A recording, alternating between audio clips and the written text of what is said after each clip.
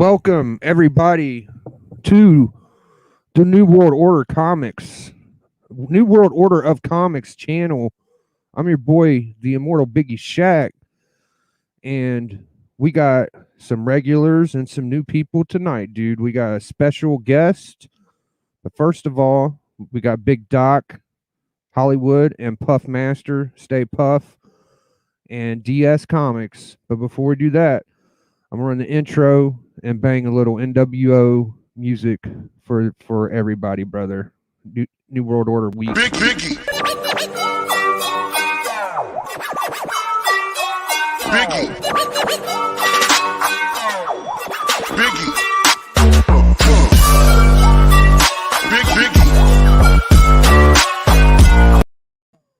Big Biggie. Big Biggie. Get some NWO music.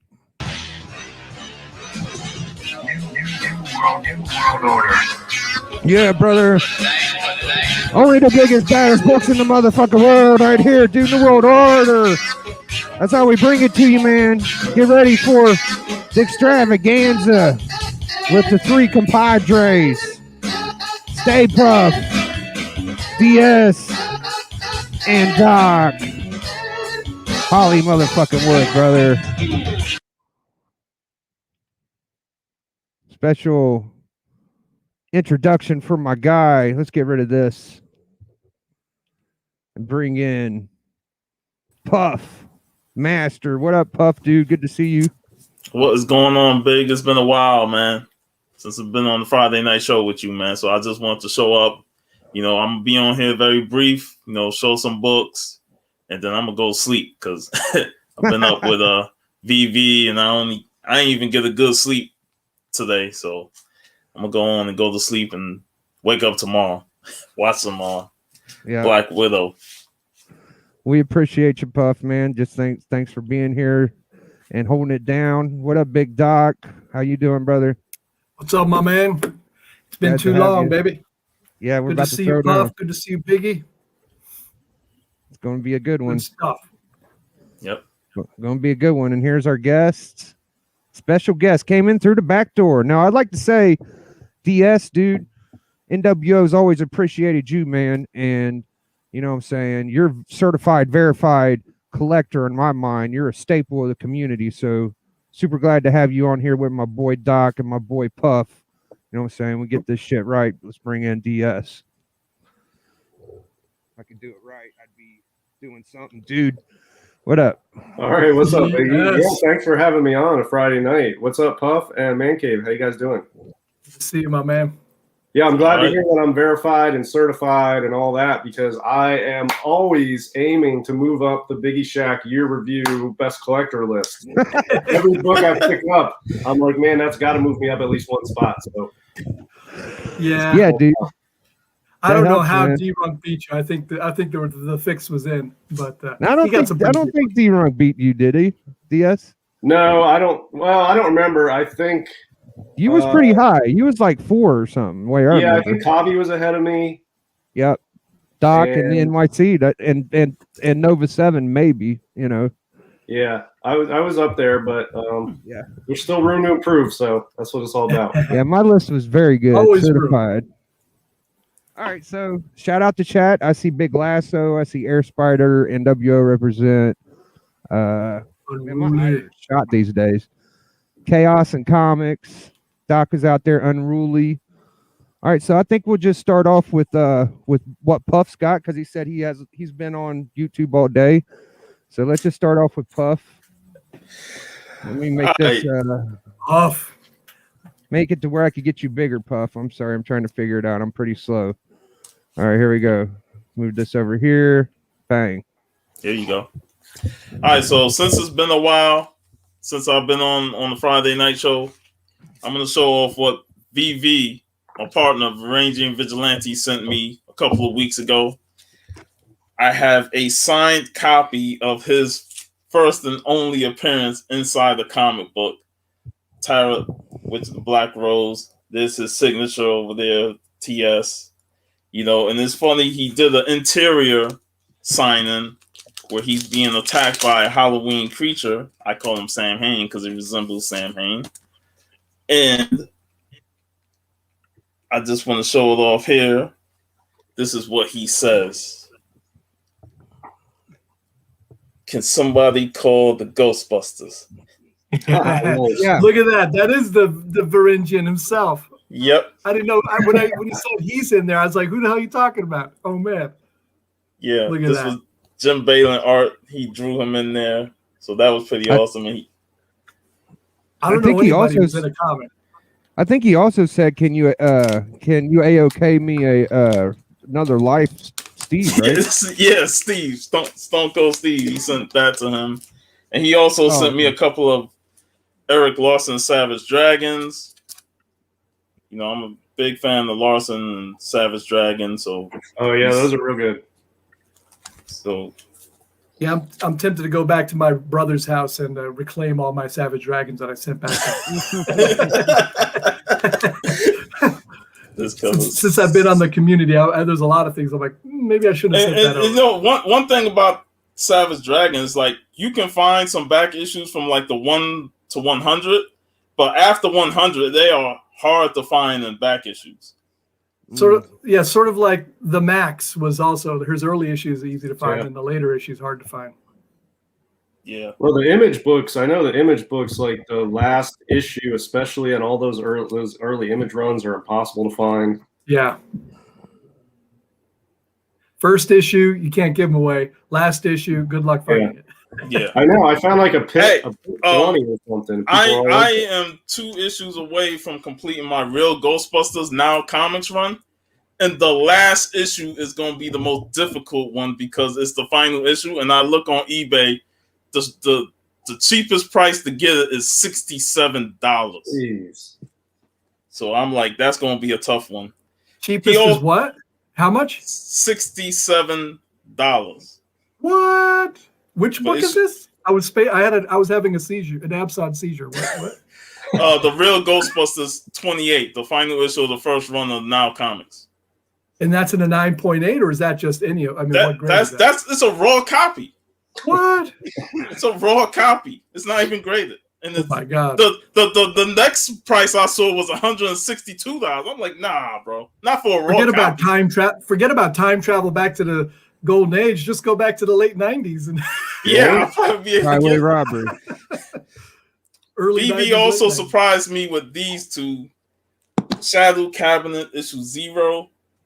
Yeah, Shadow Cabinet number 1. Milestone. I saw you put that on the gram. I think you put that on the gram, right? Yeah, those are cool. So he surprised me with these 2, and Milestones is like another one where it's hard to find a lot of back issues on those.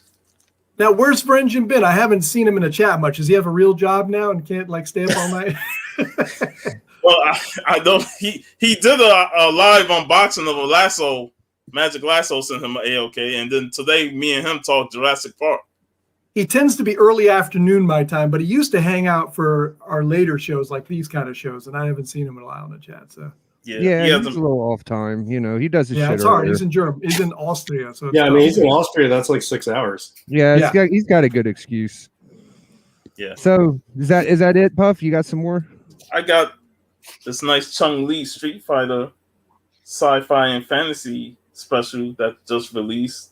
Damn, look at the butt on that one, brother. That's pretty. Yeah, I was about to say not a lot of chest, but a lot of leg there. That's cool. Well, that's what Chung Lee specializes in. You know, them thighs. There we go. Yeah. So I got that. Got a little FF. Nice. John Byrne.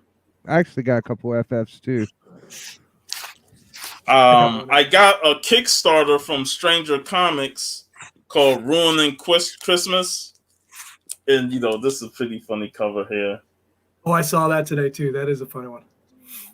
Yeah, it's like, I got that. A couple of variants. Oh, nice. Usual Suspects. Yeah. I tried watching that movie the other day. It isn't as rewatchable as I thought it'd be.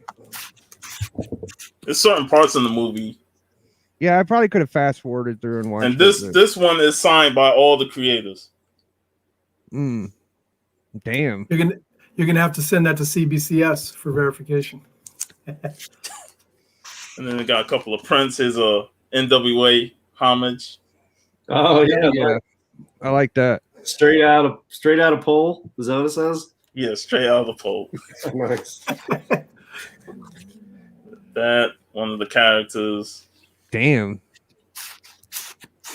And That's a nice Stranger Comics print.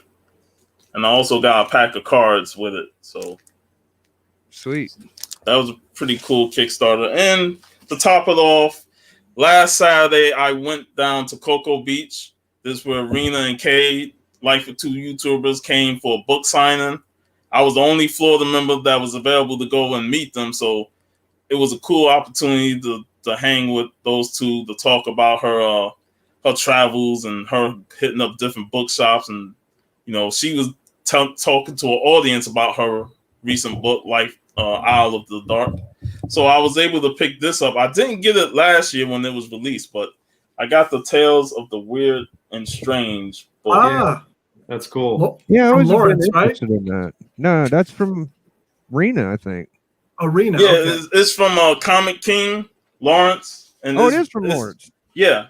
You know, there's a variety of people that worked on this book, including Rena, and I got her signature in there. Son of a gun. And What I happened can't. I wish I gotten Cade, because he did work on it as well.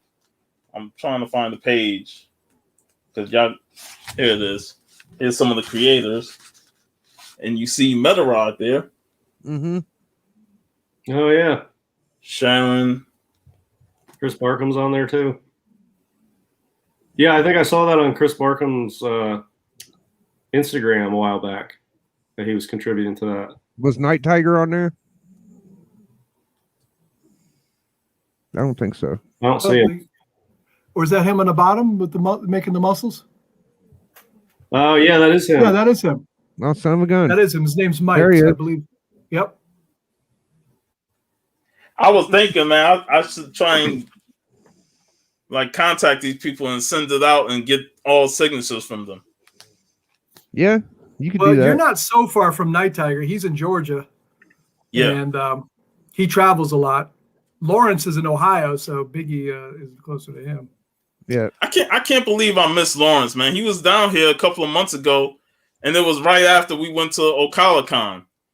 Like the week after he came down to Ocala, I was like, damn, if you timed it right, you could have came and hang out with us, but you know, missed out. I haven't on seen that him in a opportunity. while. I hope he's all right. That's pretty sweet, man. I like that last one with everybody in it. I haven't really got a good look at that yet. But Yeah, it's pretty cool, man. let's see Cool, what you man. got going on, Doc. You got that A-OK handy? Oh, yeah, sure. I think we should start there and then maybe show a couple books and then let or after the A-OK, maybe we'll let DS show a couple books, then we'll finish off Whatever with you the want, man. It doesn't Home have Run to be Derby. overly structured. I got to find it first. I got a lot of books. I'm gonna sign out for now, guys. I'll catch the replay. Oh, good to see you, my man. Yeah, thanks for coming, Puff. Yeah, it was great being on with DS for the first time. Great to Yeah, see man, you, good bro. to see you, Puff. And shout out to everybody in the chat. I will be live tomorrow, 2 p.m. Eastern, on my channel. So Yeah, go make sure y'all- you check Puff out at 2 p.m. on his channel, the community show. chatting with What the is it? comic community. Chatting with the community. God damn it, I Yeah. can't talk right now. Chatting with the All right. the fucking comic community. There we go. Got it. 2 p.m. y'all. Yo, Comic. Peace out, y'all. So, Later. yeah, so DS, my man, knows I like atomic era war comics. Any Korean War, Soviet era, Cold War stuff. He and I both like that. And I don't know if there's a huge amount of people in the community that really go after like me and DS. Do you know anybody, DS? I mean, you Yeah, are there's probably more aggressive than I am even. Yeah, I mean on Instagram, there's a lot more. I feel like a lot more collectors showing off stuff quickly. So I don't know about YouTube so much, but on the Instagram community, there's a few people, but it's still like when I get an really awesome book, I'm like, man, I got to show this to somebody who'll appreciate it. And there's like 4 people, and you're one of them. So there's not that many. I think there will be more. I mean, stuff like this tonight when we show it off. I mean, this stuff is so good. It will catch on. And yeah, Russ Heath and Manili and all those guys were great. They have some great covers, man. And even Kirby. Kirby has one of his most. You show that one. You have it handy. You know what I'm talking about. Yeah, but I have a picture of it. Oh, you don't have it on you? Not in hand. I didn't get it yet. Oh, you didn't get it yet. Okay, No, okay. but I'll show you a picture of it when we get. Oh man. Yeah. But anyway, so DS said, "Oh, do you like this one?" And I was like, "Oh yeah, I love that one." He's like, "All right, I'll send it to you." I was like, "Hell yeah!" So he graced me with battle number 37, a beautiful Russ Heath cover here. Oh yeah, that's one of my first AOKs. The doc was a Russ Heath battle cover. Yeah, you could see the prisoners of war. There's some Koreans holding them captive there. They're looking, but you could see the guy hiding with a grenade, and down here, ready to ambush. And you got the rain going. A lot of these covers have great rain or snow covers. Would you agree, DS?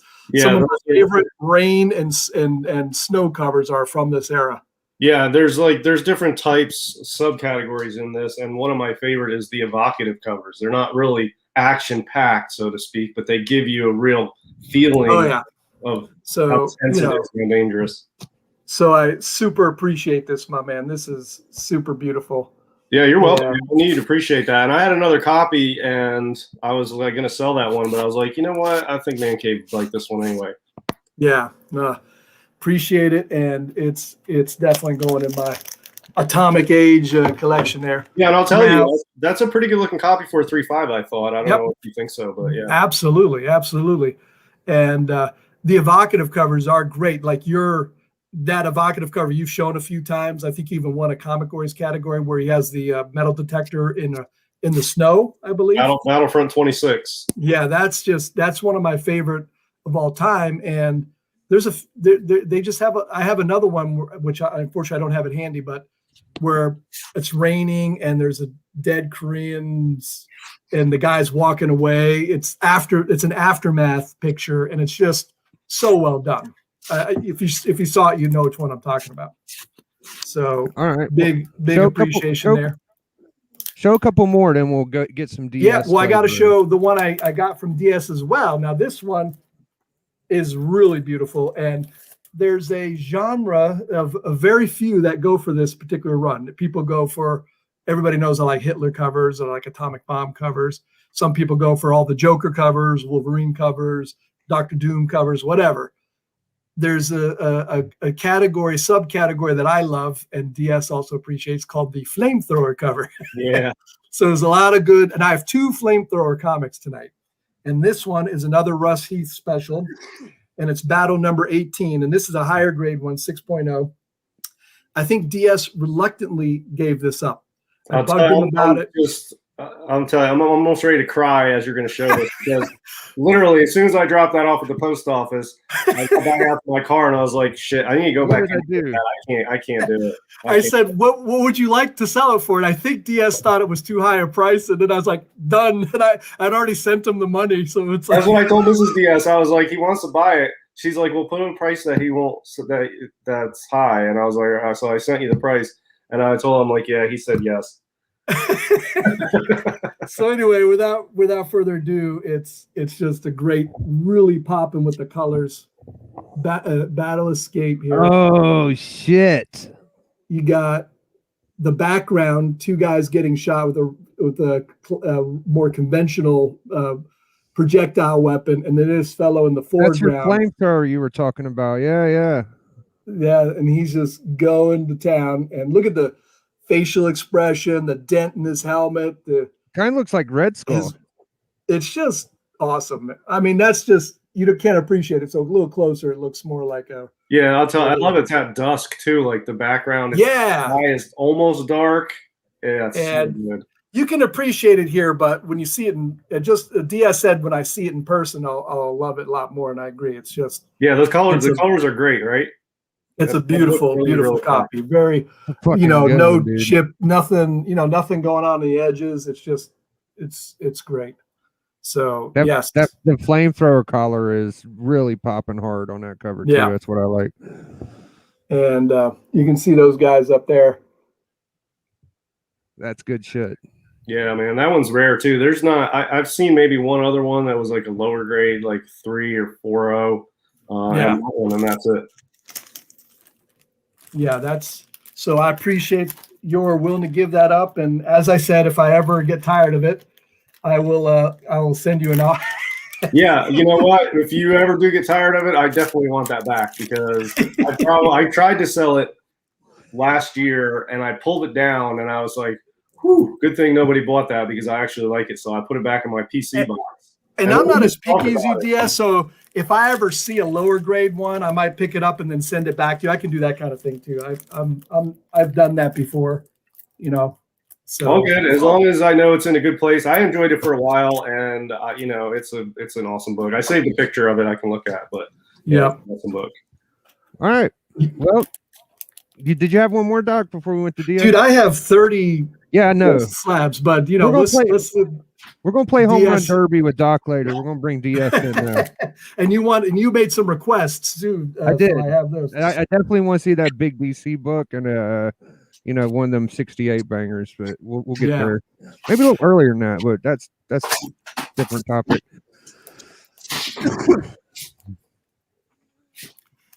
I'm gonna excuse myself for a second while DS gets started, but I'll be right back. Yeah, I was just going to show a couple of my favorite evocative ones. Oh yeah. And we were talking about I got 2 snow covers. One's a Russ Heath, and one is not, but they're both awesome. So show the lesser one first. Yeah, I will. So this is War Adventures 12. I can't remember who did this cover, but this is just a super cool. Oh my, that is. Look at that. As he say, he's not. You know, there's no. You could see stuff going on maybe in the background, or is that just residual? Yeah, no, fire? there's some dead bodies. Like looks like there was a little bunker. This guy's dead. So this is like after the battle. The fire's still raging. You were 100% correct though. So many of those comics are either after the issue or before the action's going down. And look at that's just amazing. Yeah, this is a really good one. It's it's a mostly blue cover, but I mean it's really bright. The whites are good up here. And honestly, I've only seen maybe 2 copies of this also, and this one I think was on Comic Link Exchange, and I just randomly search for stuff there sometimes, and I saw this and I just clicked buy it now. I don't remember exactly how much it was, but it seemed reasonable for what it was. I don't know. Yeah. I hesitate to say this, but it's not a huge amount of people listening, but these are good deals, man. These are not overly expensive comics. I mean, I think I overpaid for this one because I just bought it for the ask on Comic Link, and I think I probably overpaid, and it was still cheaper than most of the other stuff I buy. But that one's awesome. It's cool. It's got a date stamp on the back too, which is a little blurred. November 14th, 1952. I don't know what that F is, but good looking book. It's 1953. Flammable. That's what F stands for. Flammable. It'll cause flames around it. Luckily, this is my favorite favorite Atom Age war book. I got another one coming, which I'll show you a picture of, but that one is a bigger overall book by far. But I still think this is going to be my favorite. I'll wait till I get that one, but this one is probably still going to be my favorite. And I saw John's Comics with Kids in here. If he's here, shout out to him because if I had to pick who likes this book as much as me, I would pick John. I know he loves this book. Well, pick me too. Yeah, it's a pretty one. You know, luckily, most people in our community thinks it's probably too expensive to spend $30-$50 on a book, so we're probably pretty safe. There's people who spend. They'll spend a lot of money on a New Mutants 98, but right now, not that there's anything wrong with that. I have one right behind me, but these books right here are great for War Comic Golden Age. I also like Guilty, Proven Till Guilty, or whatever the fuck with Jack Kirby, the crime books. But they're reasonable. That art on that cover though, dude, that should be like a $200-300 book. Dude, this low one tech. should be literally hanging in a gallery somewhere. Right. This- Yeah. Like, yeah, I mean, they're all works of art in their own way, in their own perspective, in different categories. But some are works of art that you're like, that should be in a gallery. Like an AF-15. That's not a gallery painting. It's an awesome book and a great cover. This is like a gallery. This should be hanging in a gallery somewhere. It's like a piece Who of. did that one? DS was it Heath or who? This one's Russ Heath. The other one I Okay. can't remember who it is, but it's not Russ Heath. But this is Yeah, Russ Heath. And this is my favorite one. Yeah, I got a dope ass Everett Battlefront or whatever the hell. There's like a million of them. Action battle, Navy action, war battle. They're all over the place, but they have the greatest artist in my mind. That does Yeah, it. and Unruly. So the Atom Age, Golden Age is like 1938 to 1954. But Right. within that, there's a smaller category that some collectors term, and I call it Atom Age. And it's Atom Age because it's after the invention of the atomic bomb, after World War II. So from like 45 to 55, I call that the Atom Age. There's not like a consensus on that term. I think old These school are all collectors used mostly- to delineate that too, DS. I think like in the 1970s or 80s, I think people sometimes Oh did yeah, make- okay. I mean, it makes sense. It's the not 100. I'm not 100% sure on that, but I've heard that. yeah. But Well, yeah. So most of these are Korean War themed, and you'll see a lot of Korean topics. And then since that was sort of like a proxy war between the Soviet Union and the United States, there's a lot of Soviet scenes and a lot of Korean battle scenes. So it's all Korean War themed for the most part.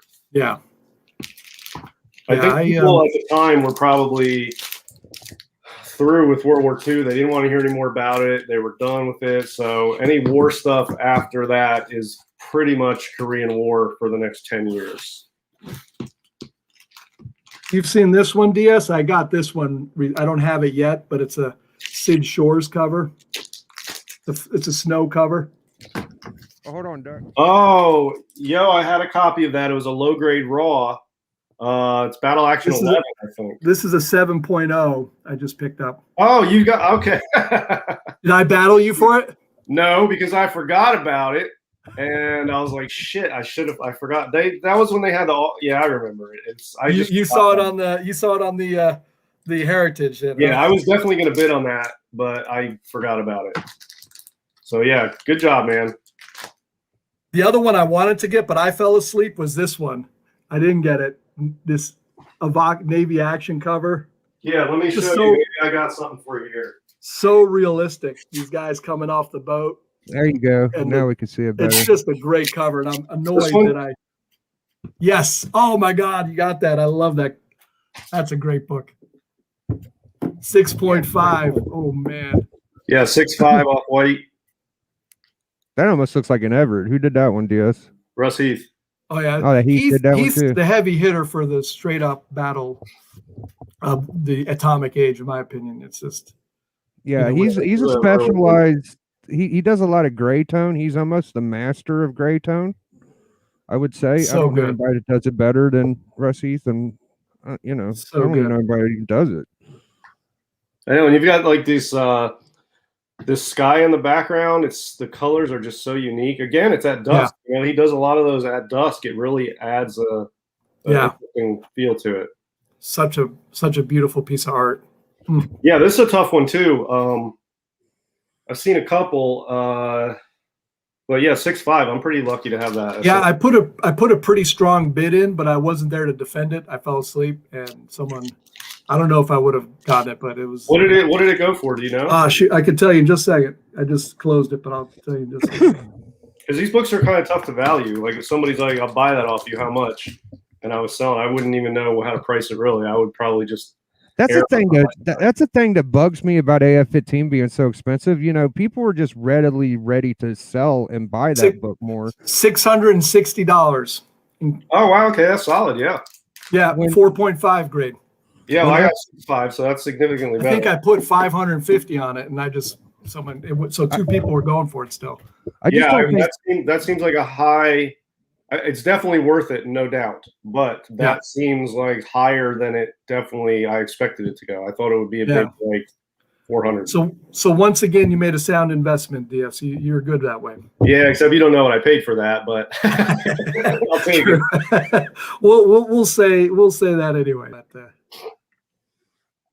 Yeah, I was just saying, Yeah, like, the AF-15s and stuff get sold and people sell them more, but that you got to put in comparison that people just don't want to sell their FF1s that much, right? Like, do they sell as much, or are they as readily available as AF-15? I don't think they are. I don't see them as much. Well, I think I don't see them as much. I think it's mostly because AF-15 is more popular than any other Silver Age book, that there's just more on the market and the prices are so high that it just entices almost everyone to move their copy at some point with the prices the way they are. But FF1 is, for Silver Age books, really the pre-1964 Silver Age stuff is really much rarer than the after 1960. Like 60 to 63 is the rare stuff, and then 64 on is like there's double the amount out there. So, yeah, I don't know. I see more AF-15s than FF1s, that's for sure. But I think it might just have to do with the price. I think they're both, I don't know. FF1's kind of a tough one among overall in Silver Age. Right. I don't know, man. I just, whenever I see like a big purchase, 20 grand, and then everybody's like, oh my God, $20,000 for a 1.0. It's like one person did that. It's not uncommon for a collector. We're all collectors here. Now, have we ever paid a little extra to get something we want? I'll raise my hand and say I have. I've done it before. It's not that big of a deal to me, but that don't mean that's the real value of that book, DS has a good saying, and that's for Golden Age comics, the best price is the one you pay if it's available and you want it. What's your saying? I'm butchering it like a meta. That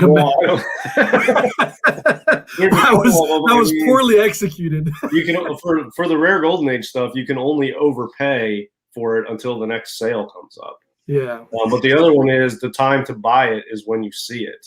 That's what you were saying. I like that one. Yeah. So, I mean, if you see a rare book, I picked up a Flame 6. It's a Fox book from 41. And there's no way to look these things up. There's no data on it. But you don't ever see it. And it's super cool. So when I saw it, that's the time to buy it. You don't worry about the price so much when it's there because you just get it. You worry about that later. I used to look up Golden Age books on GPS, and it'd be like you'd have one sale from 2014 of a totally different grade, and then another one. It was just there was nothing. You look up AF-15, you'll get 10 comics within the 2 months of close to your grade if you are interested. Yeah, I go more and more just with my gut and not with GPA or what the market says because, like for instance, somebody asked me about a Jim 83 and it was a 3.5. And I think they're looking to sell it or they're moving it or whatever.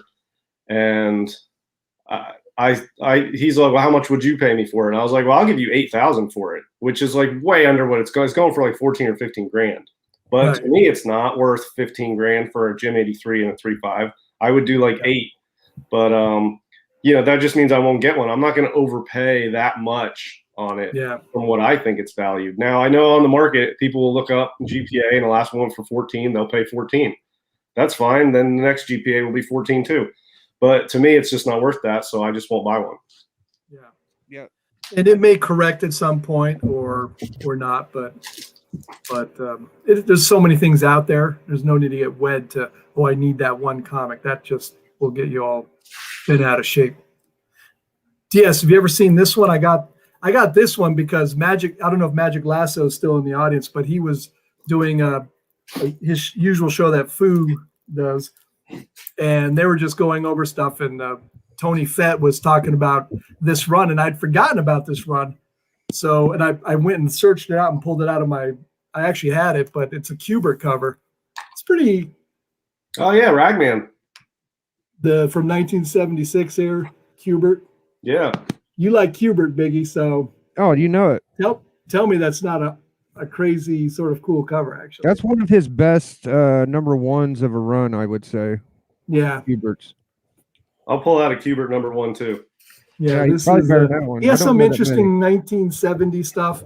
Kubert, now Russ Heath, we were talking about Russ Heath. Kubert for Silver Age war covers he's one of the best. in my opinion, too. He does some Absolutely. great war covers, and of a different style than Russ Heath, but certainly, I think one of the better artists for that. All right. You gonna bust our heads? I think we let the chat wait long enough, Doc. What do you want to? So I have some Raw comics. Here's a Hubert number 1. You want to see this? Okay, yeah, sure. Yeah. Put them up. Oh, I know what you got there. I'm jealous of that grade. Ooh. Yeah, I got an Yeah. 8.5. I think an 8.0 or 8.5 of that, but yours is beautiful, man. That's I've never seen Yeah, that one. thanks, That's man. good. that's White. I bought this on eBay. It was out there for like $160, man. I was like, what? So I was like, I'll that's buy a good. that. I would definitely. Yeah, that's worth I grabbing. didn't even look it up, but then I saw one sell after that for like 400, and I was like, yeah, I knew that was a good price. Yeah, and I love the best about this is this. The title has all these little figures in it. Oh yeah, I remember noticing that as a kid and tripping out about that because they had all the bodies in there for a long time in the trade dress. That's Yeah. And it is awesome. That's so one of my I have earliest memories of noticing a trade dress was as a kid noticing all the dead bodies in the Weird War. It's like a concentration camp. Yeah, and Yeah. if you're a Joe Kubert fan, this is cover, story, and art is all Kubert, the whole thing. Yeah, Unruly's mentioning Sergeant Rock. He's also Unknown Soldier, Sergeant Yeah. Rock, Enemy Ace.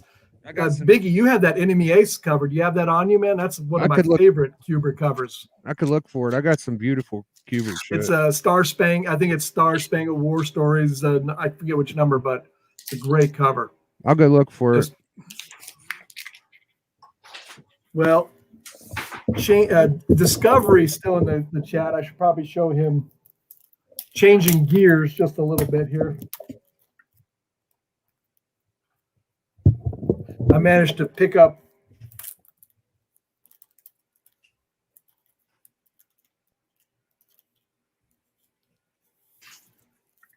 I took it out of the case here. Little first appearance of Wonder Man, Avengers number 9. Yeah, that's a good looking copy. Yeah, it's a mid-grade raw copy. Good, nice, clean whites on there and good reds. Yeah, no, I wasn't expecting it. It was sort of, it wasn't a huge, didn't go for as much as I was expecting. And I've always been a fan of Wonder Man. It has looks like a subscription increase type thing. I don't know.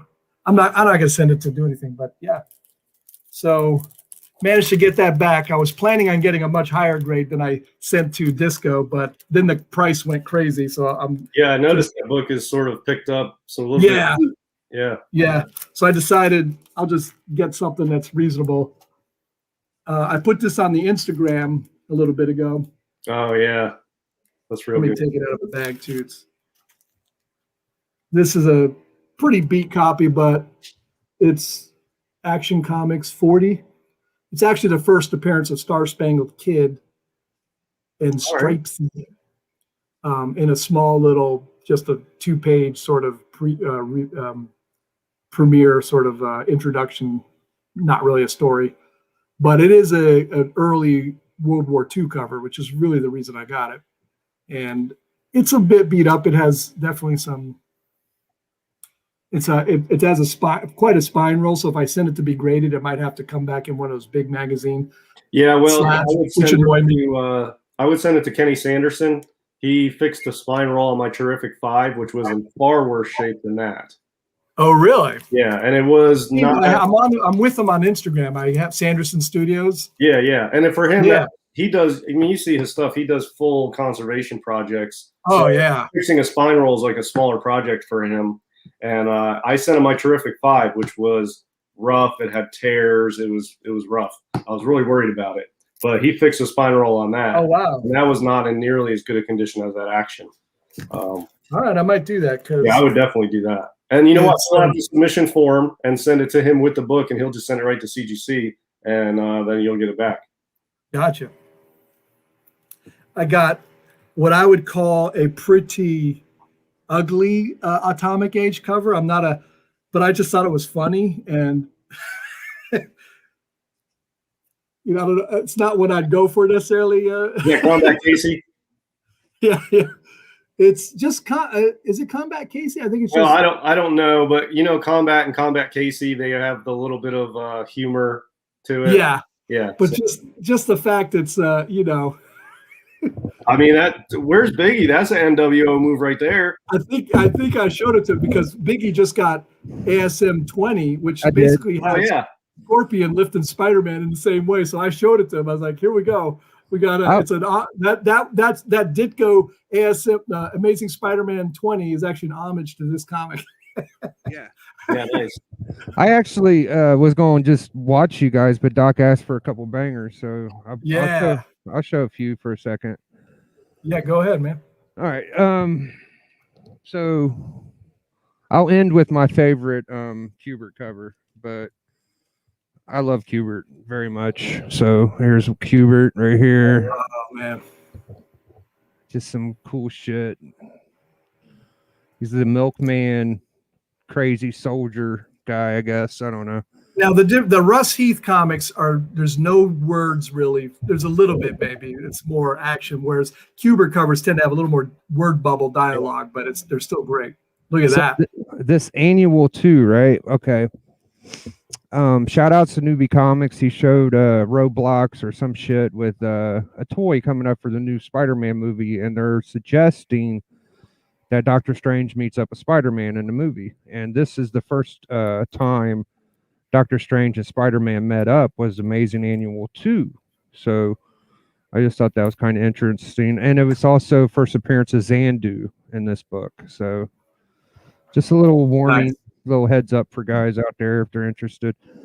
This nice Cardi Ghosts 1. Yeah. Oh yeah. That one, for whatever reason, I've tried for it a number of times, and it always goes for a little more than I was willing. Yeah, well, I'll tell you, there's some bronze horror that's really tough to find in high grade and tough to find at all, and that's one of them. And they do go for a little bit whenever I see that. Book's not around that much. You don't see too many of them. I think this is Bill Everett. I'm not sure. Last time I checked, I believe it's Bill Everett. So anytime I can get it, Good old Navy action. Now, piece of his. question, yes, looking at this, do you like horror? Do you care if it's Comics Code Authority or pre-code for war comics too? You do. Yeah, Okay. so for Navy Action, 1 through 4 is the only ones on my list because number 5 starts with the code stamp. Right. It's not so good. I have to draw some lines to keep me focused in the rabbit hole that I'm already in. I can't go. I know what you're talking about. Rabbit hole. So I just draw the line at the comic code stamp, and yeah. That's it. Otherwise, these war titles go on well into the late. Yeah, and there's still some pretty cool covers, even with the Comics Code Authority stamp, because they weren't quite as gruesome a lot of the time. Here's my favorite Joe Kubert cover right here. That's a good one. Yeah, I don't know. Is that actually his first appearance, or that's just his origin story? I don't think this is anything but just a Joe Kubert cover. His first appearance is a little earlier than that, I think. But it I mean, it says the origin of the Unknown Soldier on that one. Yeah, it probably has it. Yeah. Now, did you grab that Enemy Ace one? I couldn't find it. I know what you're talking about, though, but I couldn't find it. I could keep looking. That's all right. That's right. Again, changing gears. I just picked this up in my LCS, but how many Joker versus Lex Luthor comics are there? You know, not enough. I sort of like this one. Lex Luthor throwing Joker off the building. I actually like a lot of the Joker in his own title covers. I love the one where Scarecrow's hiding around the tree waiting to ambush him. and number 1's pretty cool too, but this is, goofy, but this brings me Bronze Age happiness. Always showing the people in the title up there. Yeah. In the banner. Yeah, that's a cool title. This is, so we're going some Golden Age. Since DS is a guest, I'm going to go Golden Age here for a second. So I got me National Comics 34. I think I showed this to you already, Biggie, but just sort of a cool propaganda cover. What number is that? 34.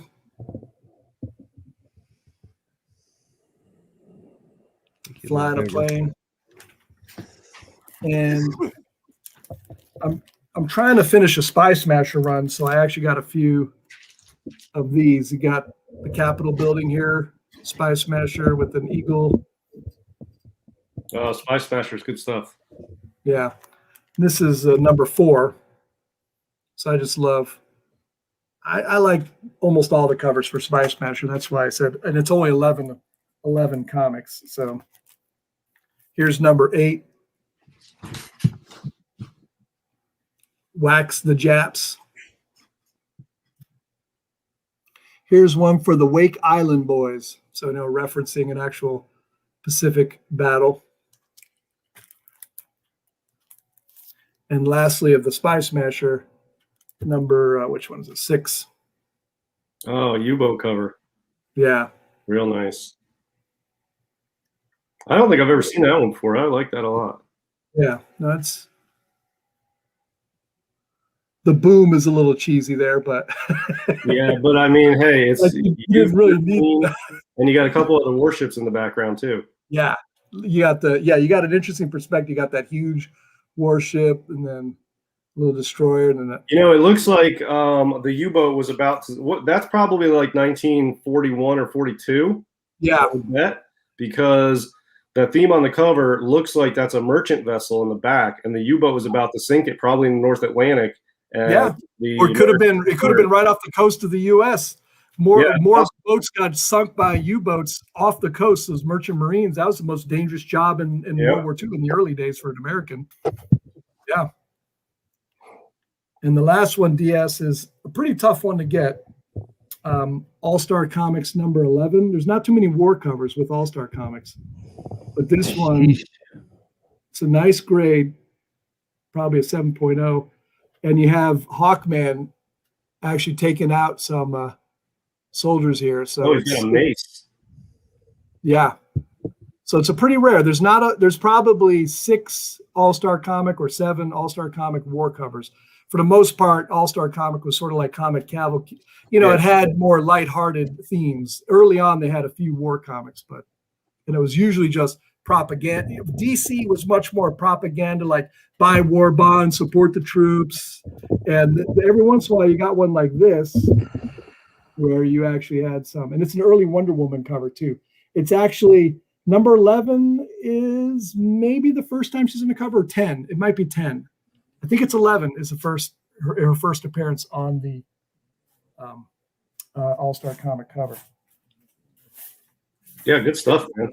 Yeah, that's a banger, certified right there. And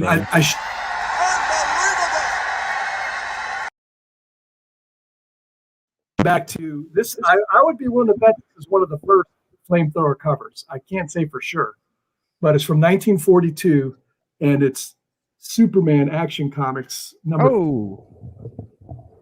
And you got a bunch of guys with flamethrowers there looking to get Superman, and this is a 4.0, and it's who the heck did Jack Burnley cover. Ooh. Yeah, that's real good. Yeah. I don't see this come up too often. Yeah, it's probably one of the earliest flamethrower covers, because it wouldn't really have been until like in the war when we finally had some land battles with the Japanese, which probably would have been like late 41, right? Probably be early 42, probably early to mid 42. So that's probably one of the first flamethrowers. They wouldn't have used flamethrower covers before that, really, I bet. Yeah, it was probably not even a known entity for the most part. I mean, that flamethrower is a World War II invention. I'm not sure. They were not in World War One.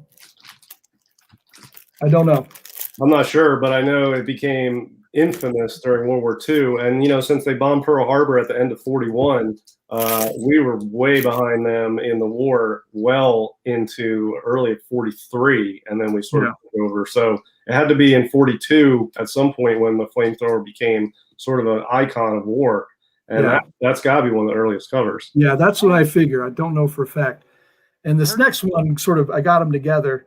Action Comics 61. It's a really well-known Action Comics cover. Yeah, that's the one, brother.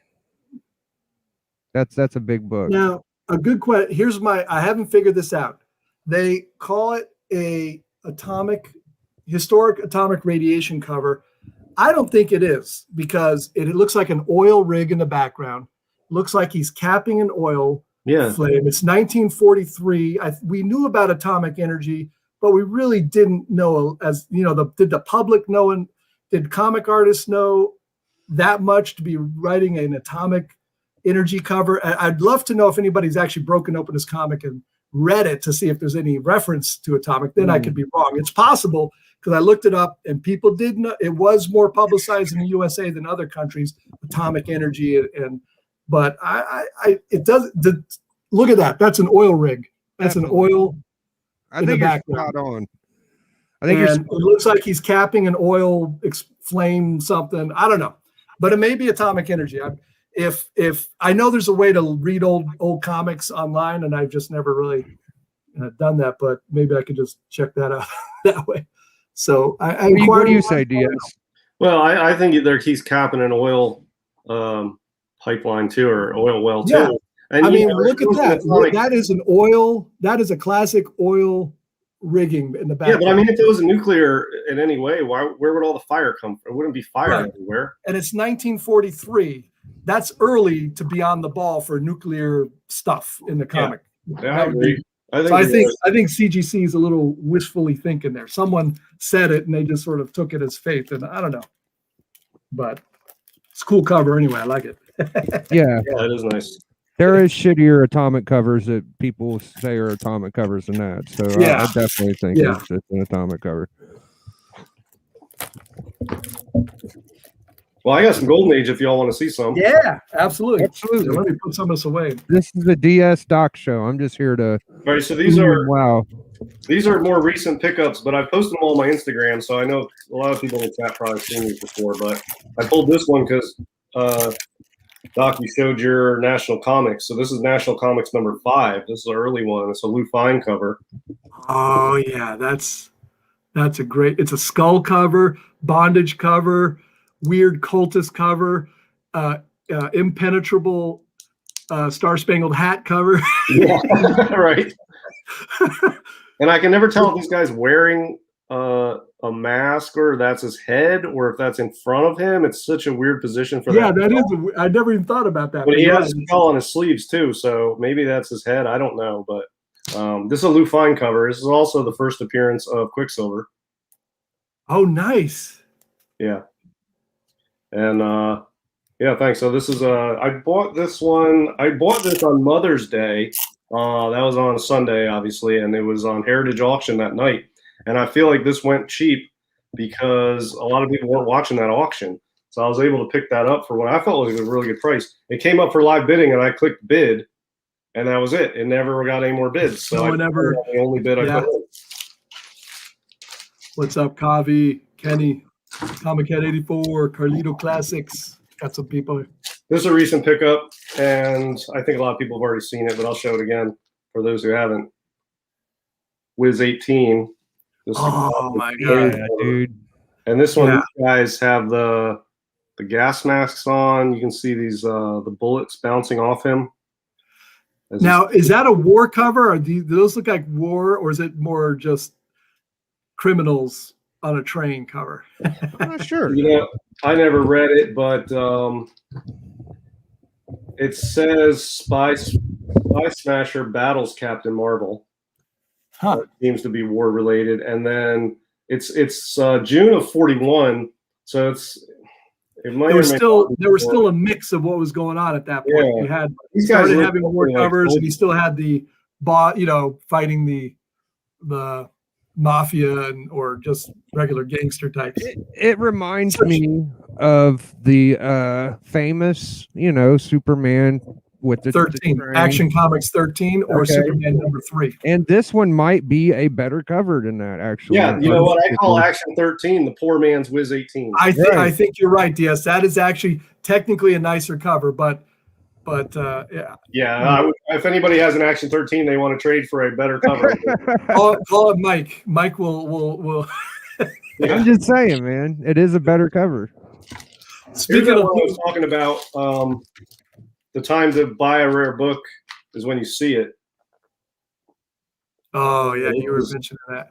Flame number 6. This is a really tough book. Just an opportune purchase. I just saw it and I figured, what the hell? I'll just Look buy at it. that. That is beautiful. It's got the flame on there, some funky lobster. Who did that picture. one, DS homie? Who did that cover, homie? This is George Tuska. And I've heard of him. it's a 3.0.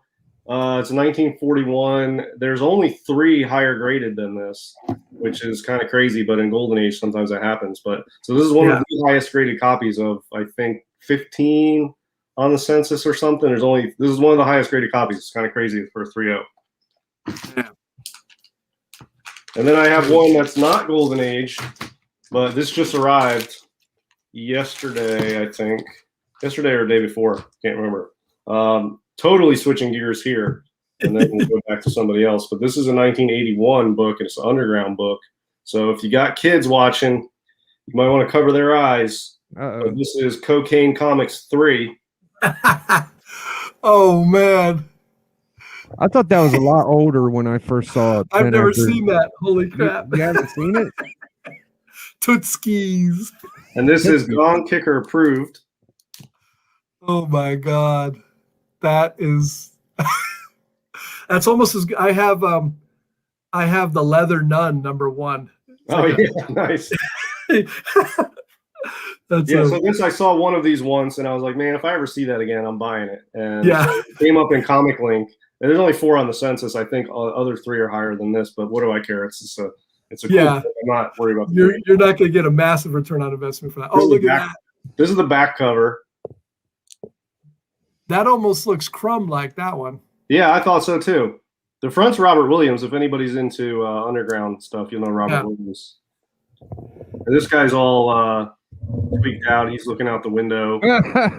He looks like a Wook. He's a Wookiee, as they call him in a concert. You know, just tons of hair and totally stoned out the whole time. Yeah, so this one you could look at for a long time, and there's always new little details. But I bought it for the front cover. I didn't even know that was on the back. But yeah, Cocaine Comics 3, man. If you ever see this, pick it up because it's a super rare book.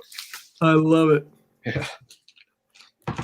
Kind of an oddball pickup for me. You know, I pick up strange. That for me, that's like a modern-ish type book. I pick up oddball stuff like that once in a while, and that fits nicely. I got a Witchcraft 20 or something variant, black and white, just random stuff. And Salvation Run 7, that Neil Adams Joker cover. I've got some random newer stuff too, so that fits in there. I think you guys will like this one. This is also Lou Fine, September 1940. Hit Comics #3. Oh yeah, nice. Pretty nice red. I mean, the detail. You see the guys falling off the ship. I mean, I saw this and it wasn't too bad. I didn't have to. Yeah, it's a beautiful war cover, early war cover, and that's totally fine. Yep. 3.0. Hit 3, huh? That's a cornerstone. 3, to most 1940. collectors. Yeah, I like that one. That is a gorgeous book. Now this next one I've been trying to get. I like it. It has quite a dust shadow, so DS it might cause you pain to look at it because I don't know that you like big dust shadows on the edge, but it's a pretty classic cover of Jack Cole, Plastic Man #1. Yeah, that's a tough book, man. I like that. Oh shit! Love. It's a skull cover. It's just Fuck. I'd never seen that before. That book like used to be anybody so holding it. cheap, and it's because there aren't many out there. So it was so cheap because nobody knew about it. So when one came up, nobody really paid attention. But then a couple more shown up, and I think people caught on to how badass that book is. And now if one comes up, it's really it's like, I don't know, 1,000% more expensive than it used to be a couple of years ago. and has the typical A Vital book. I love the back covers of the books. Just yep. And Yes. yeah, so I like he stretches, shrinks, and bends. It's just Yeah, that's a classic. That's a really tough one to find, and that's great. I've been looking out for that while. There was one on eBay for a while, but the guy wanted a lot, and it was one of those make an offer, and I made a few offers, and it just wasn't really going down. So this one I got for a better deal at a 5.0. Yeah, nice. And you want to see the bigger book I got recently? Yeah, definitely. A little bigger at a time. I think you'll like this one, DS. I think I sent you a picture of it, but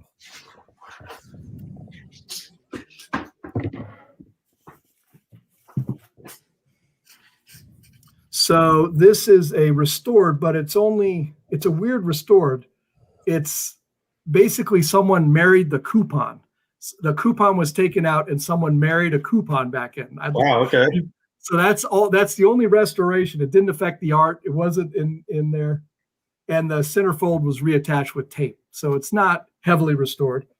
And it is the only Jack Kirby Schoenberg cover to be known. The only collaboration between the two. So Mystic Comics #6.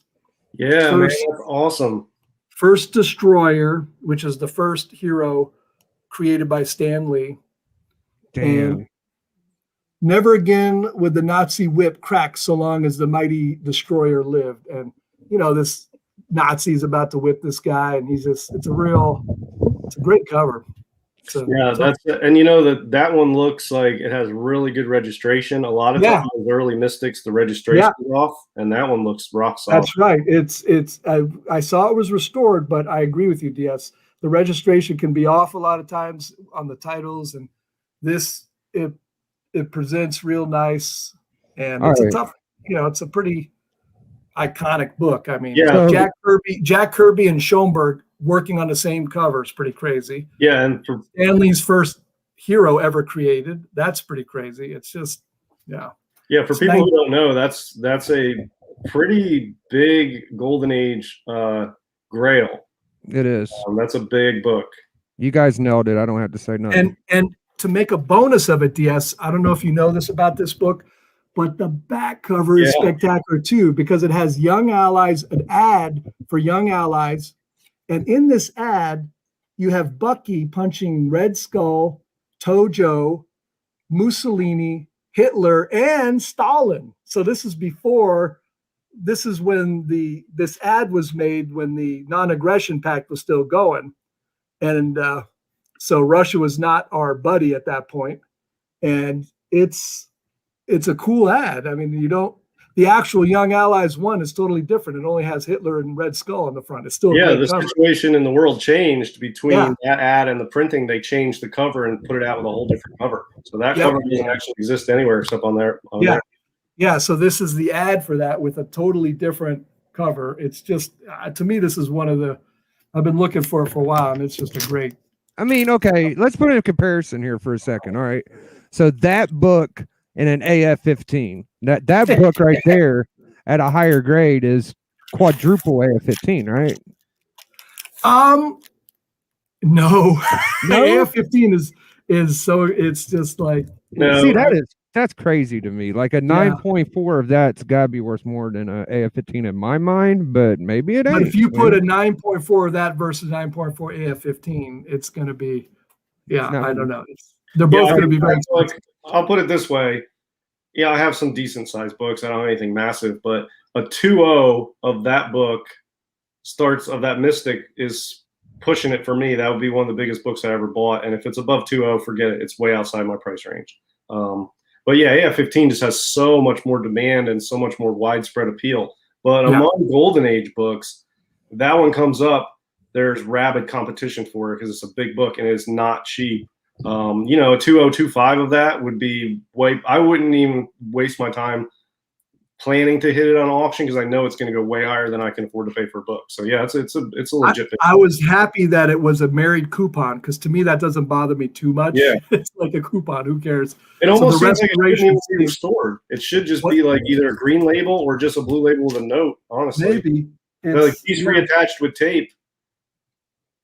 Yeah, I could probably go and get that reattachment with tape reversed and just let it be loose in the book. Well, maybe the coupon is attached with glue or some other material, and that's what makes it restored. If you get that removed, then just put a piece of tape to put the coupon on there with a piece of just one little piece of archival tape. It probably goes over to a blue with a note. Interesting. I Things think. to contemplate. Yeah, because I mean that would be piece reattached with tape. It would be a blue label, and it would get a note for the tape. So maybe that's attached with something else. But they would still call it married. Well, it wouldn't be. I mean, is it married for sure? Do you know that? That's what they call it, married. I don't know. I only bought it raw, so I can't. Yeah, I mean maybe it doesn't match up with the cutout part exactly, so it's from a different book. But then it would still get green. Yeah, yeah. It's a nice thought experiment, but I ain't bothered. I wouldn't mess with it either. I would just leave it as is. Yeah. So it's pretty. Yeah. I got another Young Allies cover just while we're at it. That's I think is a great cover. Yeah, I pulled out a Hit Comics because you pulled out your hit. So I'll show this and then we go to your Hit Comics. But this is a Remember Pearl Harbor cover, Young Allies #3. Damn. So this is actually conserved grade. There's some tear seals to the cover and some reinforcement, but Look at they that. make it look like a book, so you can see it's.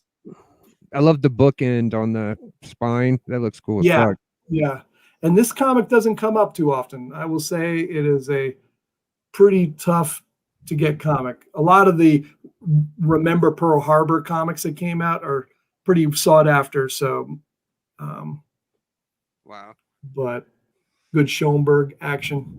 Almost looks like a Simon cover with that bookend because I've seen Simon do that. I apologize. It ain't Schoenberg. It's Stanley's story and Gabrielle cover and art. Gabrielle. Oh, okay. Gabrielle DS for Biggie. I'm not familiar. It's Gabrielle, and is it Dan? No, what's his? It's Al Gabriel. It's Al Gabriel. Yeah.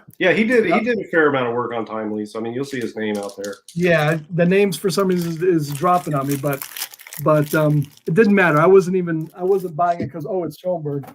I just wanted that cover. I love those Remember Pearl Harbor covers are awesome. Yeah, that's a tough one. I don't see it too often. This is a book I bought. This is a Hit Comics I bought with in an old CBCS holder. I sent it back in for a reholder, and they sent it back in this new holder, but it's all scuffed up and scratched. I wasn't real happy about that. I didn't raise a stink. I really don't want this book handled more than it has to be. So whatever. This case looks like shit, but the book looks pretty cool. Oh yeah, that is an iconic Hit comic if there ever was one. Yeah, so Hit 5, Lou Fine. I like the red date stamp inside the red outline. That for a black cover, that is a beauty. Well, I'll tell you why. It's got this little chunk missing off the corner, and that's the reason why it was a lower grade. The grade. Yeah, and also it looks like somebody. There's the notes say it, and you can notice it. It says additional staples were added and then removed, so you can see really? Up here. I don't know if that's going to show up, but you can see where there was a staple through the front cover. Wow! You see that? Yeah. And then there was one here way at the bottom where somebody put a staple there. But the original staples are still on it, and they're good. Like there's that one.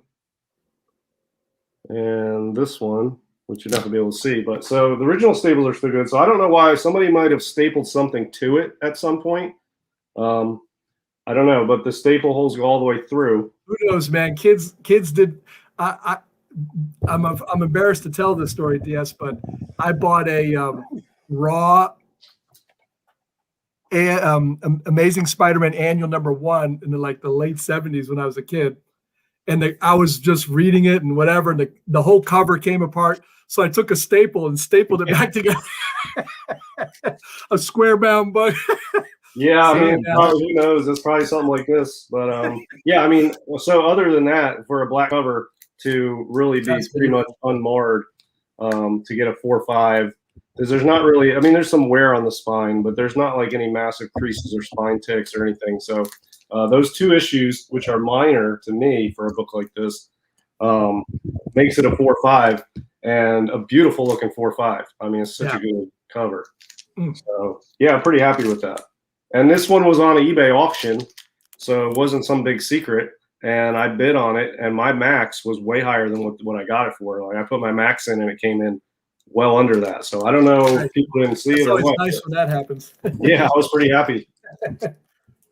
Do they just make your bid just high enough to win, or do they make it to Yeah. where it's your maximum? Just high enough. Yeah, I waited till like 2 seconds, and I put in like, I don't know, like 3,600 or something, and it came in way under that. But I mean, I was willing to pay for it. It's a really rare book, and it's a beautiful looking copy despite the small issues. Yeah, so I almost thought I don't really want to pay more than this. I probably won't even win it for this, but it came in way under that, like really a good bit under that. So I feel like I got lucky, and I got a really good price on it. Now, Biggie, you want to see? You made a request, Biggie. I mean, you wanted. I did. Yes. I was hoping to see the DC one first. Oh, I forgot about that. Yeah, I want to see that first. You want to see that? Yep. Yeah, this is my favorite silver Superman book. I don't have it yet, but I'll get there eventually. It's not the best presenting one, but it was at a good price point for what I really want to get it. And Kurt Swain goodness here. Look at that, you motherfucker!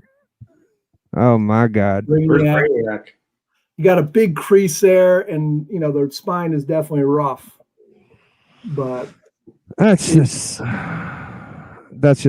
gorgeous, bro. Like when I get one, and if I do, it will have a hole in it or something, but to have the whole cover there presenting pretty well, that's a solid issue in my mind.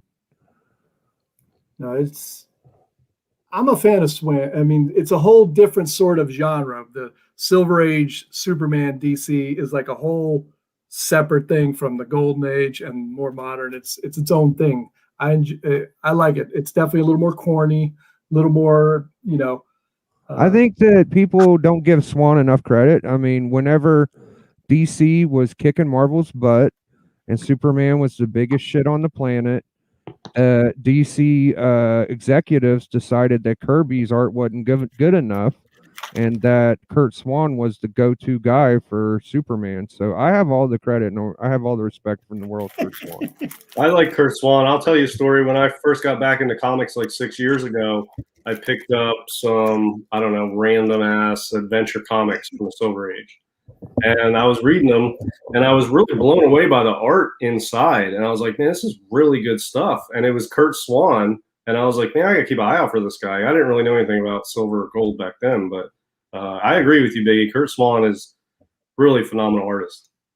Yeah, I get lost in his there you go, Biggie. His Silver Age stuff. I did have this one waiting on you.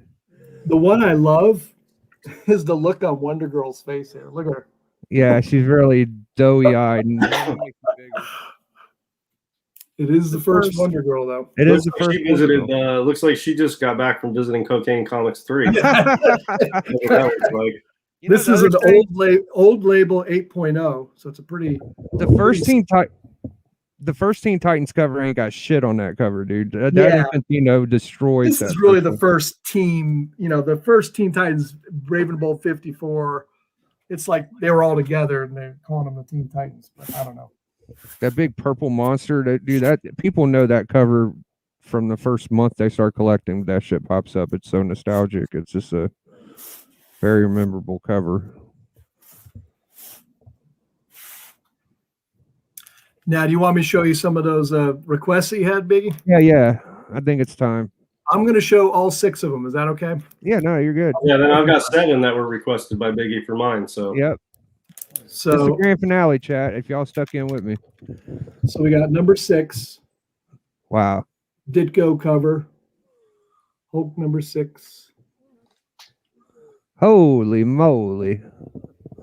People give shit on that cover, dude. It looks pretty fucking good to me, man. I don't know why people. Hulk's feet are a little strange, but I like it. It looks Ditko-esque, man. Ditko had his own style, and you either love it or you don't. And I enjoy it. I find it's like Magneto before Magneto. Yeah. Right. Yep. Then you got number 5 here. That one's good. That's a good one. That's Kirby, right? Yep. Yeah. First Tyrannus. Yo, Kirby is kicking ass with that cover, in my opinion, dude. That is a gnarly Hulk. Yeah, Hulk one is always so well centered too. Yeah, Hulk one. That's the one I wanted to see the The whole most. title is so well centered on all the issues. That's a banger. More Kirby action. Mongu, Gladiator from Space. Yeah, they weren't, every story in Hulk 1 through 6 was almost different. They retold the origin once or twice in it, and they just couldn't quite figure out what he like turned into the Hulk in the full moon. Yeah, it was a learning process. Yeah. Yeah, it had nothing to do with anger at first. It was just at night he turned into the Hulk. Yeah. I feel like number 2 made the most sense out of all of them. I think that one really, but of course it's the one I have, so I always tend to go towards that. But this would be the first time Hulk leaped in the air like he typically does. Probably. Yeah, I like that. I think that's been homage, but people think I'm crazy. Like I think Immortal Hulk homaged that a little bit, but here you go, Biggie. This is actually PGX. I bought it a while back, probably a year and a half ago, and got it pretty much lower than the GPA at the time because it was PGX. So I took it. I love it. I read the story, and it's got Hulk's first love interest in it. It was General Patton's fucking daughter, and it's just an interesting book. I think it has a little bit of Gray Hulk in it. It's got the first image of Green Hulk. It's a fun fucking book, man. It's a good ride. So the last one I'm going to take out of the case because it's the big one here. Gee, 4 or 5. It's a fucking monster, DS. Look at that thing. Yeah, it is. I love this cover. And for all those who are into Silver Age Marvel, this is actually the rarest key Silver Age Marvel, I believe. Lowest print, lowest available. Correct me if I'm wrong, but I'm pretty sure that's correct. That this is. It wasn't, Hulk wasn't that popular actually. That's where they sort of eased in the superheroes by making a hybrid between a monster Frankenstein story and a superhero story, and it's got a tie into the old pre-hero monster stuff, and it's the beginning of Silver Age superhero boom, and it's such a great book. Yeah, that's I'd like to own one someday. If they had decided not to put Hulk in the first Avengers, who knows? We might not even care about him. Yeah, interesting. Yeah. I do think that this has nothing to do with any of that, but it is interesting that Fox made Incredible Hulk 1 and 2, maybe even a third one. I can't remember. Before all this Disney crap and all that shit, people really was interested in seeing the Hulk in a CG form. Whenever we started figuring out how to use CG and shit, people was like, "Oh wow, can you imagine what a Hulk movie would be like?" Yeah. And it's something to think about. If they could ever spring away from all this bullshit with the way he's displayed now and make another good Hulk movie, I would be interested in a newer Hulk movie. Yeah, I mean, the best Hulk that's ever been on the screen is the one from the Avengers by far. I love that one. Yeah. Although I am kind of partial to the Ang Lee Hulk, just from the cinematography and the imagery standpoint, although the story that was cool. But it's visually very engaging because Ang Lee, that's how he is. But the story kind of sucks and the script is terrible. I don't think the acting was even that good, honestly. But it's a cool movie to watch. It's very visually engaging. And I think that Ang Lee one is the brightest green of any Hulk that's ever been on the screen, too. Even brighter than the powdered blue Ferrigno. That was classic. All right, so I got a stack here by special request by Biggie. Oh, yeah. We'll run through these. Hey, so before you start, DS, before you start. There's not a lot of people watching right this second because I'm going to tell you this is my investment project for the year. This is a $36,000 investment project. So, all right. Put that on record so we can go back later and see if I did good or if I bombed. Before you start, though, I want to say, like, DS has been collecting and a hardcore collector for a long time, and he hasn't really leaned towards the superhero characters as much as most of us do. I don't think we can say that anymore, though, DS. I don't. No, I mean, Biggie. I don't. I was making fun of DS a lot initially. Now I just. I don't make fun of him. I don't know about. You make fun of me all you want because it used to be only superheroes before I got on YouTube or knew any of you guys, and then it was strictly Golden Age, and I had no superhero stuff. And then this year, at the end of last year, what really got me started in it is just the market and the investing and the level that not the level, but the stage I'm at sort of as a collector and investor.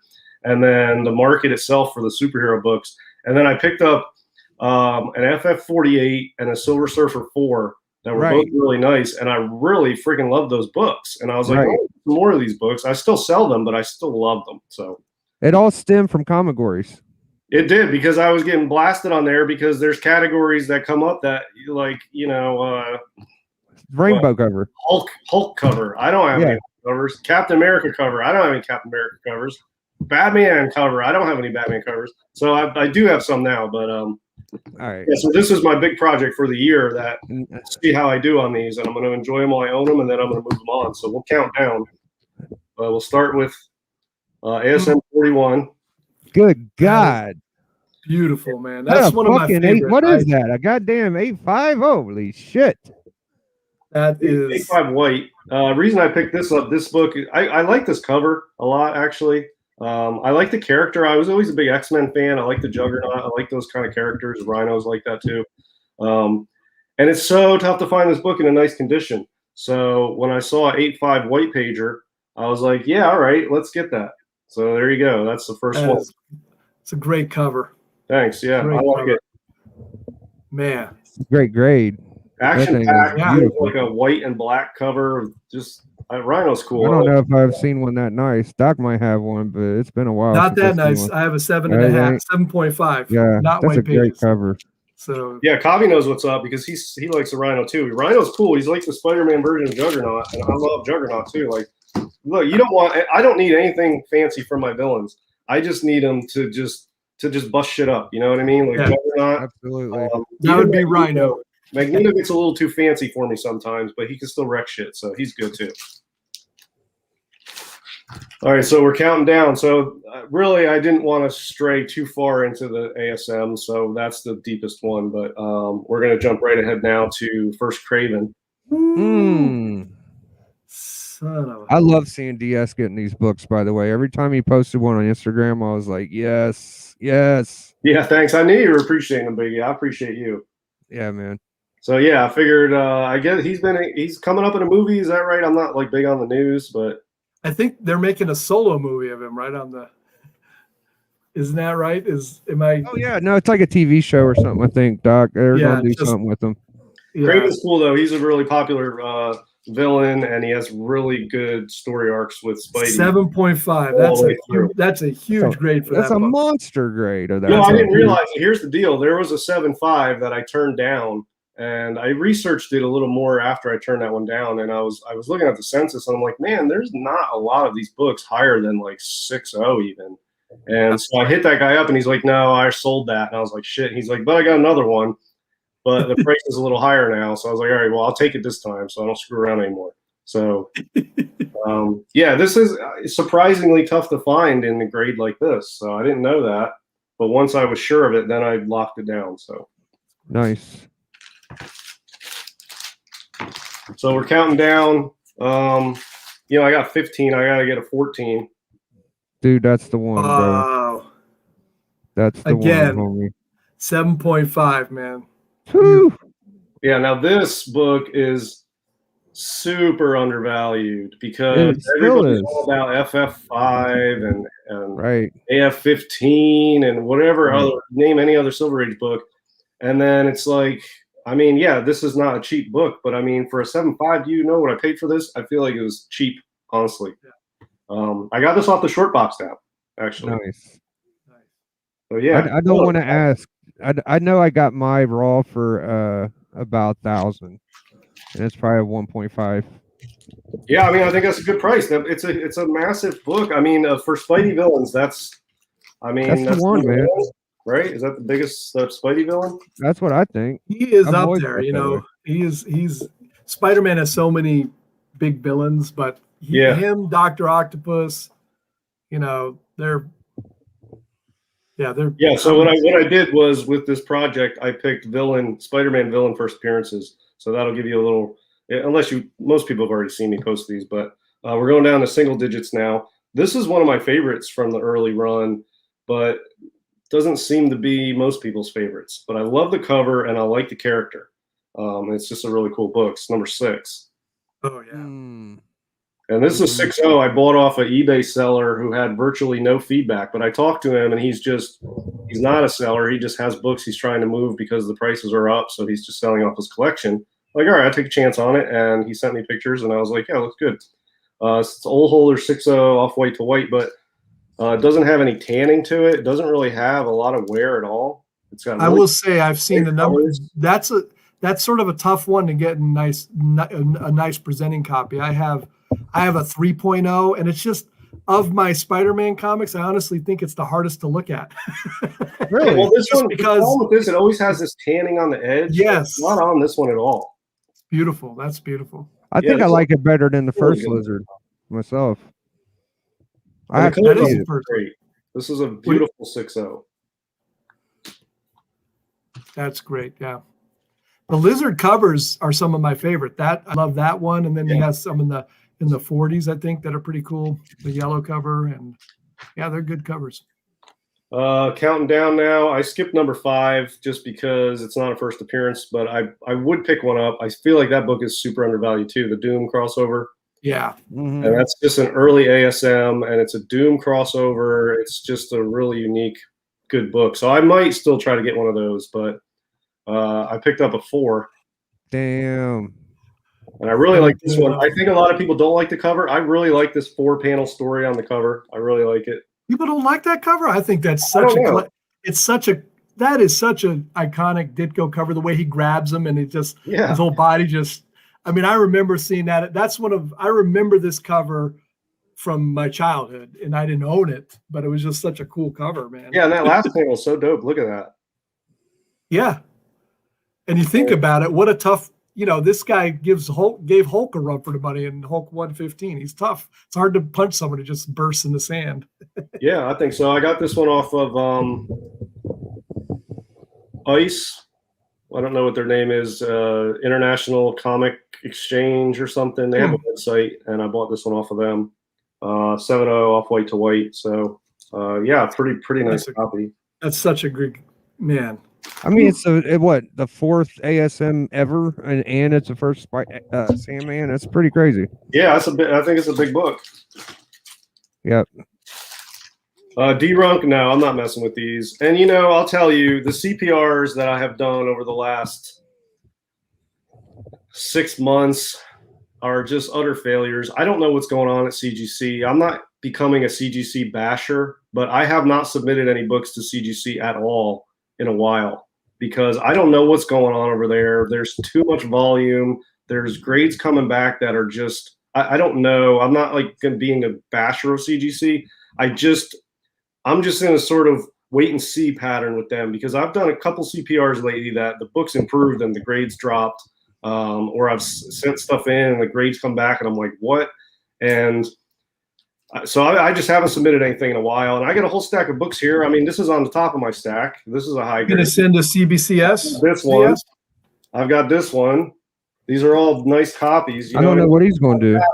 Legit books, and I'm just holding off. Like these all need to be slabbed. You know what I mean?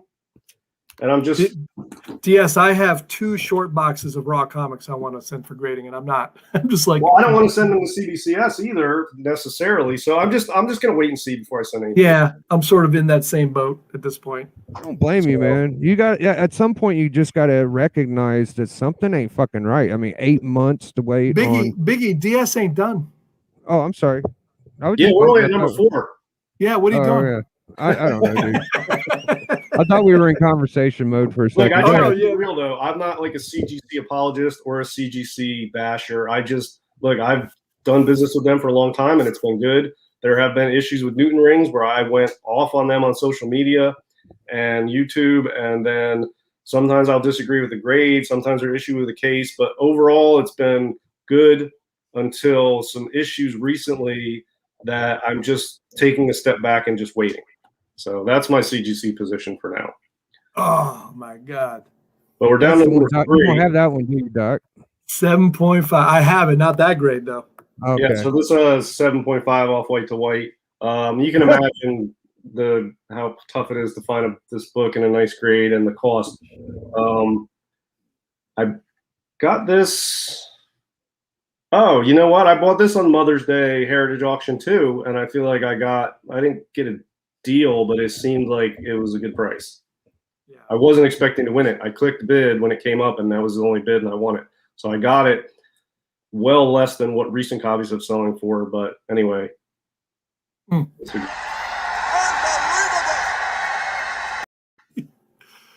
Yeah, D-Ro's going to have to sell that X-Men 1 because he's making some big claims here tonight. He really is. He claimed the 14, book, he's claiming the 3. You better sell that X-Men 1, D-Ro. I mean, he could trade it to you if you wanted, right? Hell, if he sells that X-Men 1, he could probably buy this whole stack, I figure, at this point. That book's doubled in value, I think, that Octopus. That is one of my favorite ASM first villain covers. And it's just such a beautiful copy. It's ridiculous. Yeah, thanks. I appreciate it. And it's not one of my favorites, but it's really early, and it is a big book, and it's a lot of people's favorites. And I think these books are being. I hate to say books like this are being overlooked because they're not cheap, but there's a lot of room to grow on these books because everybody's going after other stuff right now, and these are a little overlooked in the right auction. Ooh. Damn. Down to number 2, another 7.5 off white to white. I mean, what can you say about this classic? First Vulture, obviously. Good looking copy, 7.5. Third Spider-Man, right? And that's the third Ditko Spider-Man, real Ditko Spider-Man cover, right? I mean, that's the full. That cover is done stupidly well. That is just a fucking piece of art right there, man. No, I like the sort of like the Greytown cityscape in the background. Yeah. The old school Vulture style too. It's like so classic looking. They didn't miss a spot on that one, dude. That is just perfect. I have a pretty good presenting 1.5 of that. Hey, any copy you own is good. I like this little inset square too. Yeah, I do. Man. Perfect. Yeah, they did a lot of those insets with the your number 14 with the Hulk insets. Pretty cool. Yeah. They have that was a common little gadget for that early Silver Age stuff. Yeah, and so I hate to be the big letdown. I don't have a 1. Let me tell you. I'll tell you the story about the 1. Okay, so I got all those, and I'm like, all right, definitely need a 1, right? I mean, you got to have a 1 with this stack I got. I'm not going to get a 7.5, but let me just see if I get like a 3.0 or 2.5. I'll get a 1. All right. So there was a 6.0 that came up on Comic Connect or Comic Link. Comic Link. It was 6.0, and you can know what a 6.0 goes for. I barely had enough, but I was like, if I'm going to, let's just go balls to the wall. And I threw out a massive bid on this thing. And I'm kind of glad I didn't win it, but I didn't win it. I lost it by like almost $2,000, which was insane to me because I was just trying to win it. So I put a big bid out. And then there was a nice 5.0 that came up on New Force Comics. He posted a 5.0, really good price. He has good prices. By the time I saw it, it had already been claimed within like minutes of him posting it. Wow. And I would have bought that. And then I bid on a 3.0. There's a pretty nice 3.0 off white to white. But at this point now, the months are going by and the prices are going up. And so my bid didn't come close to winning that 3.0. I think it went for, I don't know, close to 15 or something. I wasn't paying that for that, I guess. And then there was one more that came up recently on Instagram that I saw, and it already had been claimed as well. And I can't remember who posted that one. It might have been Parallel Universe Comics, but that one got claimed. So, I'm done. I'm not stressing the 1 anymore. I'm done with it. So, but yeah, I almost had a 6.0. It was a 6.0 off white. And the only reason I did it is because I have all these 7s and 7.5s. Like if I had a 6, it'd be freaking perfect with this stack, right? I would be completely broke, but it would be worth it. So whatever. So yeah, this is a killer stack. I'll see how I do on these. And the 14 and the 4, I'm tempted to just hold on to for longer, but we'll see what happens. I don't know. I mean, there's other stuff I want, so these are good money in the bank. Yeah, I mean, not to jinx anything, but I don't recall Spider-Man going down all that much at any point. It's No, for I a mean, I'm while not gonna- there. AF-15 held steady for a while. It dipped a teeny bit back in 2000, between 2017 and recently, but it's its overall trajectory has been up, as have all of them. Yeah. Yeah, I think that 3 in a 7.5, same as mine, same page quality, same grade, sold in the Heritage auction at the end of the Promise auction for like 10,000. Now I don't have 10,000 in that book, but that was nice to see because that's a significant increase in value from what I paid for the 3 already. So, as an investment standpoint, yeah, it's tough to lay out that much cash because there's risk all the time. But I feel like if you're buying early ASMs in nice condition, that's about as low risk as you can get in this hobby. You know what I mean? Yeah. Yeah. And Yeah. I mean, there's people that tell me that I'm being fake because you're just doing it for the money, Diaz. Well, it's not just for the money. It is for the money, but it's something I love that I'm passionate about. So you if you're gonna make appreciate money, do something you love to do it. Yeah. You appreciate. Yeah, these, I legit love these hero books, and comics. I have never owned any of these books before. I have not had an ASM4 before. I had a lower grade one. I No, had you a can bunch tell of you're having fun Spider-Man too. Silver Age raw that were pretty good grades. I would say probably all around 5.0s that I traded in a few years ago, and I wish I'd kept them. Then I bought them all back more recently. Well, I had a 4.5 white pager of an ASM3, Yeah. which I sold. I had a low grade ASM4, which I bought raw. I think I sold to Jimmy, Geek Aficionado. I think he bought it from me. I had 15. I had 2 copies of 15, but they were like 3.0 and 3.5 or something. I've never had a 2 or a 14 before. So it's cool to get these, and I really enjoy owning them, and I look at them, and I really enjoy owning them.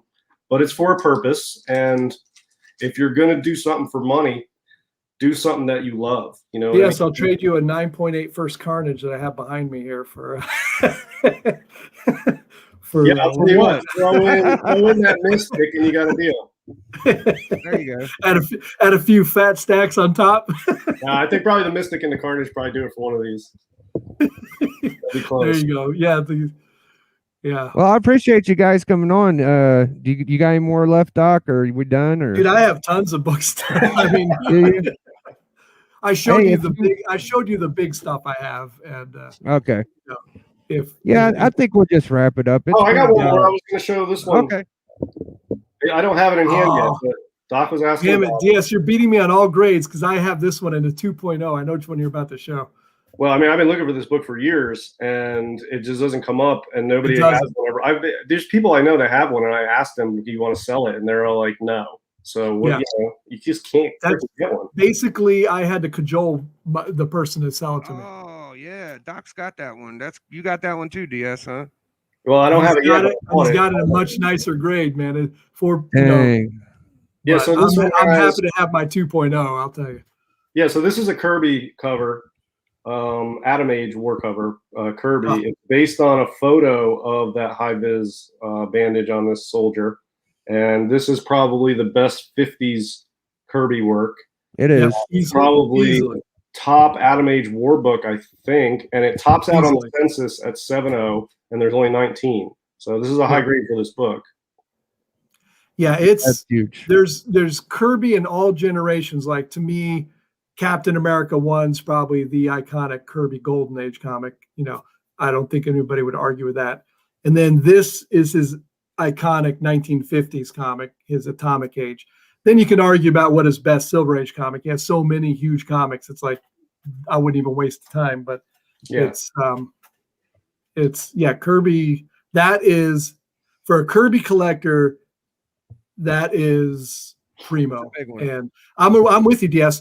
I saw someone had it. I offered it, and I bought a lot from the guy. So I sort of I was a good customer, and I really guilted him into selling me his 2.0, and I bought it for more than it probably. Well, I don't know, because I bought that in Golden Age Guru's claim sale at like midnight Eastern on Saturday, a week ago, and I was like, I couldn't believe he put it up. I remember when he bought that book, and I was so jealous because I wanted one, and a lot of people bought one, but he scored that one, and I was like, man, that's awesome. I love it. And he just threw it up on a claim. If I had been there, I would have definitely considered it too. Yeah, well, you know what I paid for it, and it's much higher than what he paid for it because I know he paid for it, but it doesn't matter because I Yeah. still think it was worth it. And it almost seemed like it was his not sure if I want to sell it price. But like I said, the time to buy a book like that is when you see it because you don't get opportunities for the book like that. So yeah, Golden Age Guru has some good stuff. Kavi he texted me and said there's a fantastic 21 on Golden Age Guru, and I was like, what? And I just got on it and claimed it. Yeah, he puts up some good stuff, and I know because I was just watching it all day long, off and on, and then it was like I think he only had like 15 minutes to go or something, and it's late for Eastern. He's on the West Coast, but that came out at like 11:45 at night or something. I was like, yeah, definitely, I'll take that. Yeah, but I'll sit through. I'll watch his claims for a while. There's some I don't sit too long, but that's one. Yeah, he puts out some good stuff for sure. Yeah. All right. Well, we had a good show. You guys are good all night. You guys are killing it. I appreciate DS coming on and Man Cave showing his little couple week haul. He's got plenty of them to go, but I really appreciated those. That first Brainiac's a big one for me, and showing them Hawks and DS's ASM and the war books. You guys killed it tonight, so I appreciate you. No, it's good hanging out, man. Thanks for having me on. It's always a pleasure. I think I was on one other time with you guys, maybe. And in the audience, DS has a nice show, old school Thursday nights, man. And he had Mike Knights of Old recently, and Mike has a timely collection. It's great. You should guys check out. Yeah, before we get out of here, I wanted to bring up Knights. I'm gonna say something, and then I'm gonna leave and let y'all talk about them for a minute. So if that's okay with y'all, Knights might be like the most futuristic psychic dude I ever seen in my life, because he made some moves back in the day to get a lot of his timelies, and now he's investing in all these Japanese mangas. Yeah. And mangas are blowing up. And all it's going to take is a few people to figure it out, man, and he'll have all them books. So anything Mike's invest in buying, you might want to. I agree with Biggie. You might want to just buy some for the hell of it, because he's got the manga stuff, the Japanese figures. He's also been picking up like really rare Grail level Dungeons and Dragons items, like first print complete boxes, where they only did like 1,500 or some ridiculously small amount. He's got a very eclectic collection of really awesome stuff. And I put the info in the chat though. He showed off basically his entire timely collection. It was amazing, man. I didn't even know some of the stuff he had. It's just great. I mean, I knew he had all that because I've known him for years, and we do shows now together. His captain, he didn't mention, what did he feel the grade of his cap 1? Do you have an idea? That's such a beautiful copy. I just was like, I hate to say, but it's complete and unrestored. Wow. So yeah, it's legit. I mean, it's not like a 7.0 or anything, but it's not some junk copy. It's a legit. It was beautiful, man. And if it's not restored, that's unrestored. It's a.